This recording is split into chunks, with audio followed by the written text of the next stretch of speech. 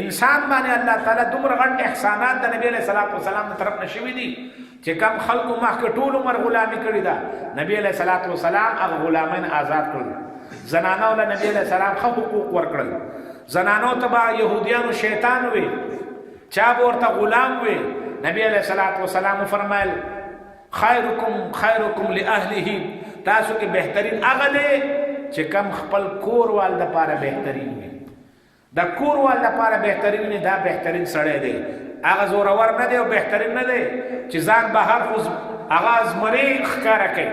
بهر تر اوځي زبرګ ځان نه جوړي او په کور کې جنگ جګړې کوي سپک سکوري وای او ښه خوې اختیاري بهترین سړی هغه نه دی بهترین هغه دی چې هغه په کور کې هم بهترینی نبی علیہ السلام په کور کې د زنانو سره به بالکل هغه کار وکولو کم چې زنانو وکولو دا غوي سره به مدد به کولو نبی علیہ الصلوۃ والسلام کچرته وګوره په توي شولو لوخه به مات شولو نبی علیہ السلام په خپل لاس به لوخه راو چتولو انګوله به راغونډولو راغونډ به کوکې به خودلو دا د نبی علیہ الصلوۃ والسلام هغه خدمات دي هغه زنانه چې هغه د مور حیثیت لرله او عالم هغه عزت نور کولو نبی علیہ السلام فرمایل مور د قدمونو د لاندې جنت ته کچا جنت غوښتل غواړي نو د مور خدمت ته وکړي چې جنت وته په دنیا کې ملوي وز دا زنانه مور دا مور زنانه دا کنه دا دله دا عزت چا ور کړی دا اسلام ور کړی دی زه تاسو ته وایم چې تاسو چرته کتابونو کې سټډي کوي ریسرچ کوي د اسلام نه مخکې نه يهوديانو د عیسایانو خپل دین چې عیسی علیه السلام باندې کم نازل شوی دی په موسی علیہ السلام کم دین نازل شي پاغه کې خو د خود خپل حقوق شته دي لیکن چې کله دوی پکې ګډوډې شل په دې دین کې وکړو د خود حقوق پټ کړل اسلام د خود حقوق کار کړی دي په میراث کې د خدي حصہ ده څنګه چې نارینه دوه حصے اخلي خدي له به هم یو حصہ ورکړي دا باقاعده قران چې دې په دې مهر ولا غولو چې د خدي خپل یو حصہ مقرره ده په میراث کې ولا حصہ ورکړي مخکې به خلکو نه ورکولو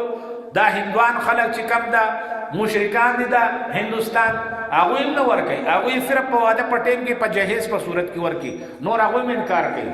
اسلام د خذو حقوق پورا کړل دا انګريزان نن سبا خبرې کوي د دوی په کتابونو کې تاسو وکړئ تاسو په مذهبي کتابونو کې دا څه خبره شته نشته اسه دعوی کوي اسلام دا چې هغه دا خبره کوي چې لورلا خورلا مورلا یو حصہ ورکړه د مغرب خطا تعلیم دی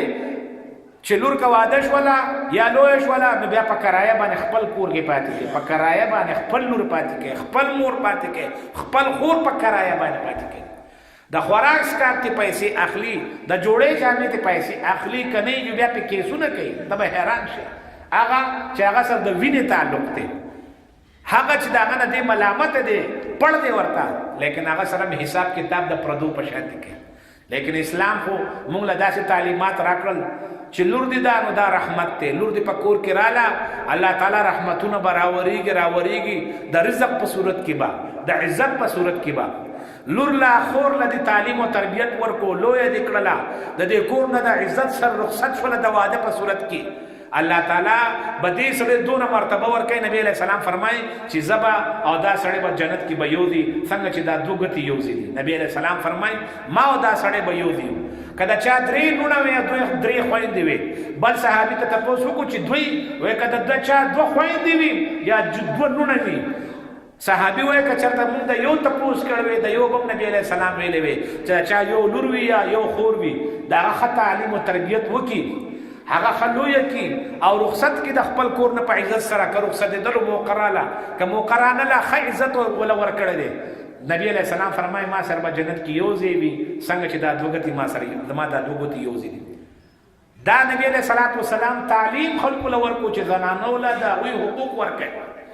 وزنانو له تعلیم څوک ورکي اسلام اول خودل ده چې زنانو له تعلیم ورکي فريضه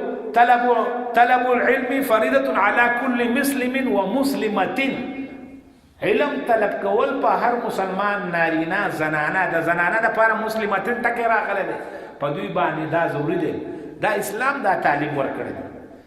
د نکاح کول اختیار مخکې چا نه دی ورکړي یو سړی په شل نکاح غانې کولې به تاسو ناشنا ګډي وډي رواجونه د عرب د خلکو اسلام رااله اسلام حد بندي وکړل چې سړی به سلوره پوری نکاح کوي او هغه هم د خدي په مرزي باندې خزه کا غواړي چې دا واده کوم نو کولای شي اختیار جنې ته ملاوي عاقله بالغه جنې ته خپل اختیار دی چې دې چا یو جنې رااله نبی له سلام ته وجړل زما پلار په زور باندې ما نکاح هي زما غزینه د وخت نبی له سلام ته پلار ته چې لور دي نزي ته په زور نشي واده کول دا نبی له سلام خذل داوی حق ورکړلو سوچته دي چې هغه داسې وایي چې نبی له صلوات و سلام نه علاوه اسلام نه علاوه زنانو له چا حقوق ورکړي هیڅ هم نه دي ورکړي حقوق هغه اسلام ورکړي د نبی له سلام په زنانو باندې غټ احسانات دي په هفته کې باندې نبی له سلام ورځ مقرره ولا چې دوی ته بیان وکړو هفته کې او ورته چې کور کې خدمت کوي دا کوي تاسو ته د جهاد او د حج ثواب ملاوي دا اجر او ثواب دا بل څه تشته دي لور دی واده شولا او واپس راولې غلې شولا خاوني مړ دی یا طلاق ورکو او ستا کور تراله او ته پاله لور دا او که خور دا ته پاله پاغه خرچه کې نبی